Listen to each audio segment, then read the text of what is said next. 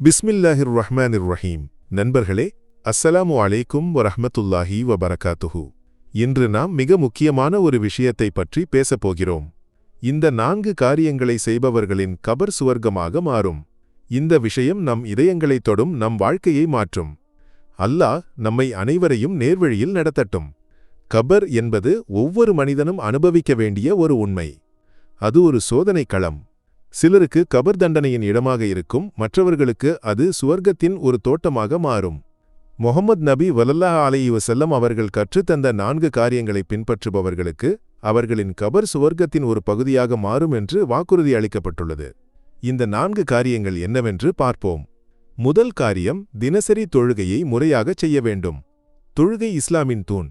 அல்லாஹ்வின் அடிமையும் அவனின் பணியாளனுமான மனிதன் தினமும் 5 வேளை தனது படைப்பாளனுக்கு முன் நின்று பேச வேண்டும். முஹம்மது நபி ஸல்லல்லாஹு அலைஹி வஸல்லம் அவர்கள் கூறினார்கள், தொழுகையை முறையாகச் செய்பவனின் கபர் ஒளிமயமாக இருக்கும்.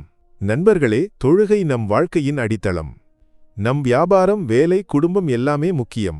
ஆனால் அல்லாஹுவுக்கு முன் நிற்கும் அந்த 5 வேளைகள், அவைதான் நம்மை உண்மையில் சுவர்க்கத்துக்கு நெருக்கமாக்கும். தொழுகையை விடுபவனின் கபர் இருளும் தண்டனையும் நிறைந்ததாக இருக்கும். ஆகவே தொழுகைக்கு முக்கியத்துவம் கொடுப்போம். இரண்டாவது காரியம், குர்ஆன் ஓதலை பழக்கமாக்க வேண்டும். குர்ஆன் அல்லாஹ்வின் வார்த்தை. அது நம் இதயங்களுக்கு ஒளியையும் மனதுக்கு அமைதியையும் தருகிறது. முஹம்மது நபி ஸல்லல்லாஹு அலைஹி வஸல்லம் அவர்கள் கூறினார்கள், குர்ஆன் ஓதுபவனின் கபரில் அவனுக்கு ஒரு தோழனாக குர்ஆன் இருக்கும். கபரின் இருளில், தனிமையில் குர்ஆன் நமக்கு ஒளியாகவும் தோழனாகவும் வரும். தினமும் எவ்வளவு சிறியதாக இருந்தாலும் ஒரு பக்கமோ ஒரு வசனமோ குர்ஆன் ஓத முயற்சி செய்யுங்கள். அது நம் கபரை சுவர்க்கத்தின் தோட்டமாக மாற்றும். மூன்றாவது காரியம், உண்மையை பேண வேண்டும். உண்மையாக இருப்பது இஸ்லாமின் ஒரு மகத்தான குணம். முஹம்மது நபி ஸல்லல்லாஹு அலைஹி வஸல்லம் அஸ்ஸாதிக் என்று அறியப்பட்டார்கள். அதாவது எப்போதும் உண்மை பேசுபவர். உண்மையான ஒரு நபரின் கபர் அல்லாஹுவின் கருணையால் அமைதி நிறைந்ததாக இருக்கும். உண்மை பேசுவது எளிதல்ல, குறிப்பாக இன்றைய உலகில்.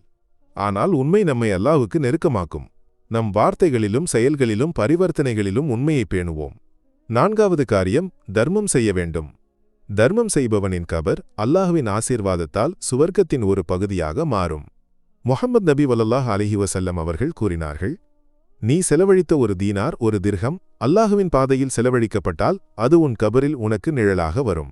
தர்மம் என்றால் பெரிய தொகை மட்டுமல்ல, ஒரு புன்னகை, ஒரு கிளாஸ் தண்ணீர், ஒரு நல்ல வார்த்தை, இவை எல்லாமே தர்மம். நம் சம்பாத்தியத்தில் எவ்வளவு சிறியதாக இருந்தாலும் அல்லாஹுவின் பாதையில் செலவிடுவோம். நண்பர்களே, இந்த 4 காரியங்கள், தொழுகை, குர்ஆன் ஓதுதல், உண்மையாக இருத்தல், தர்மம் செய்தல், நம் வாழ்க்கையில் சேர்த்தால் நம் கபர் சுவர்க்கத்தின் ஒரு தோட்டமாக மாறும். இந்த உலகம் தற்காலிகமானது, ஆனால் கபரும் அதற்கு பின்னுள்ள வாழ்க்கையும் நிரந்தரமானவை. ஆகவே இன்றே இந்த 4 காரியங்களை நம் வாழ்க்கையின் பகுதியாக்குவோம். கடைசியாக முஹம்மது நபி ஸல்லல்லாஹு அலைஹி வஸல்லம் அவர்கள் கூறிய ஒரு ஹதீஸை நினைவு கூர்வோம்.